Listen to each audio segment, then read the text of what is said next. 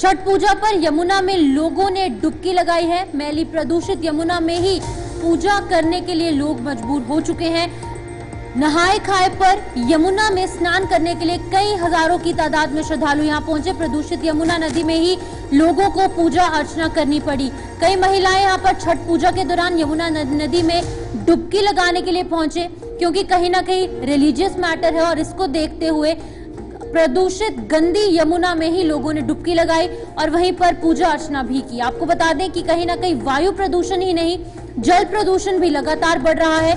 यमुना की तस्वीरें हमने आपको दिखाई, किस तरीके से उसके ऊपर एक जहरीली झाग चल रही है और ये झाग लगातार बढ़ती जा रही है। कहीं ना कहीं काफी ज्यादा मुश्किल का यहाँ पर समय जो है वो देखा जा रहा है। अलार्मिंग सिचुएशन यहाँ पर देखी जा रही है, क्योंकि छठ पूजा है। इस तरीके की बात भी निकलकर सामने आई, क्योंकि दिल्ली की जो सरकार है वो छठ पूजा के लिए यमुना में जो पूजा अर्चना है वो नहीं करने देगी, लेकिन ऐसा कुछ नहीं हुआ। नतीजा यह सामने आया कि आज लोगों को प्रदूषित यमुना में ही डुबकी लगानी पड़ी। लोगों को अपने आस्था के प्रति, जो यहाँ पर धर्म के प्रति अपनी आस्था है, वो निभाते लोग नजर आए। लेकिन तस्वीरें आपके सामने है किस तरीके से प्रदूषित यमुना में ही लोगों ने डुबकी लगाई और धर्म के प्रति अपनी आस्था निभाई। लेकिन कहीं ना कहीं वायु प्रदूषण और साथ ही साथ जल प्रदूषण लगातार बढ़ता नजर आ रहा है। कहीं ना कहीं दिल्ली वासियों के लिए काफी ज्यादा चिंताजनक ये बात निकलकर सामने आ रही है। बिल्कुल, देखिए, मध्य भारत का सबसे खास और सबसे उत्तम त्योहार छठ पूजा ये कुछ दिनों के लिए होता है। ये छठ पूजा बेहद ज्यादा जरूरी इन सब लोगों के लिए होता है। इसे बहुत मान्यता है और इसे माना भी जाता है। इसको लेकर यमुना के किनारे छठ पूजा का ये कार्यक्रम होता है, वहां पर स्नान होता है, नहाए खाए होता है।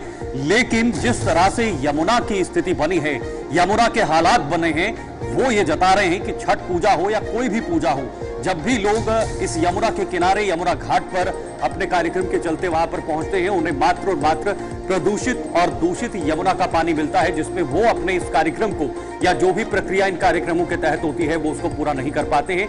हालांकि दावे बड़े किए हैं, केंद्र सरकार हो या फिर दिल्ली की सरकार हो, लगातार दिल्ली की यमुना को साफ और स्वच्छ करने के लिए उन्होंने दावे किए हैं कि हम आने वाले समय में यमुना को साफ करेंगे।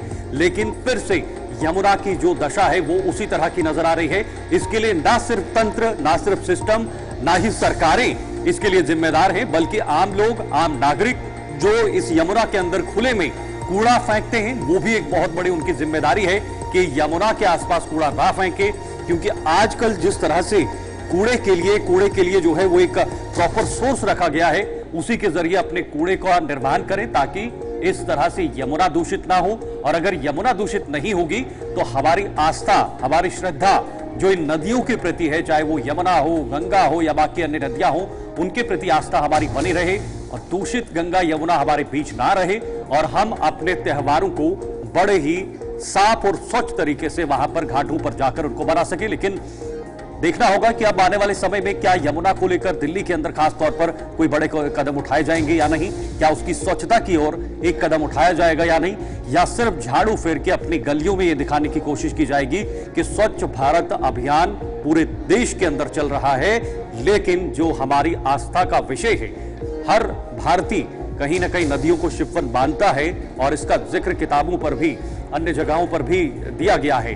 लेकिन जिस तरह से इसकी स्थिति बनी है वो वाकई में दयनीय हालात बने हुए हैं।